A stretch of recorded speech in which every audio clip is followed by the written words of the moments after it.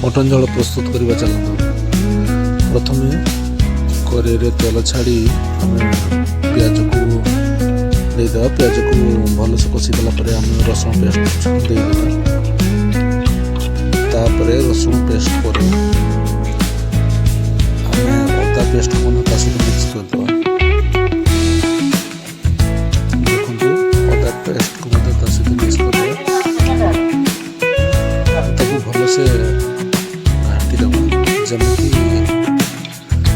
पूरा मिक्स हो अदा पेस्ट को देदेला।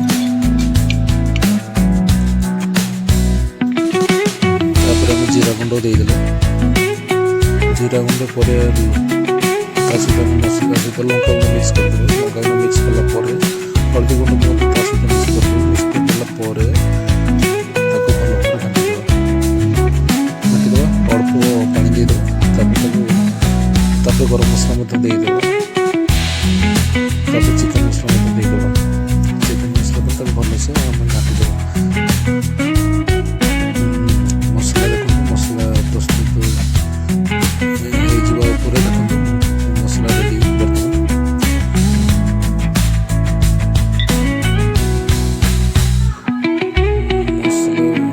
आम तेजपत्र सी घाटी देथिबा। तापर आम मसला को किछि मसला आम काढ़ी देबा। अन्य कम आवश्यक अच्छे प्रथम मटन झोल तापर चिकेन पे आवश्यक अच्छे मसला से चिकेन मसला काढ़ी देले। देखो ये मटन को आम देदेले। मटन को देकी मसला सहित मिक्स करदेले। मिक्स करदेला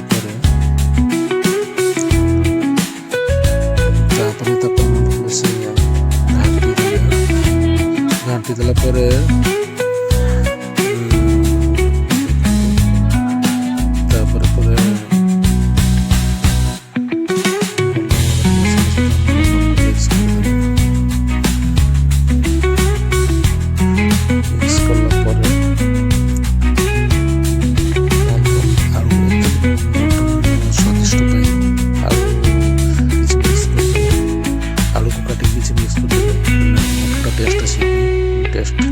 टेस्टी लगे देखो। तापर भल भाव मानने आलू मटन मसला सहित पूरा भल भाव मिक्स मिक्स कलापर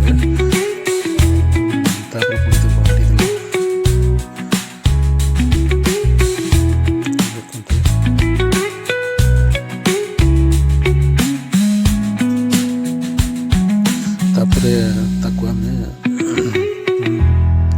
ढाकुड़ी साहाଯ୍य ढाकी देल। किसी समय पर पुणी कले देखु पुणी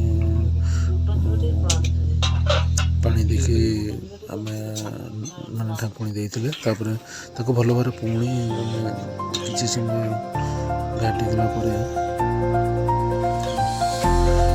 पूरा रेडी हुई ना। पुणी किसी समय घाटी देला पुणी ढाकुणी साहाଯ୍य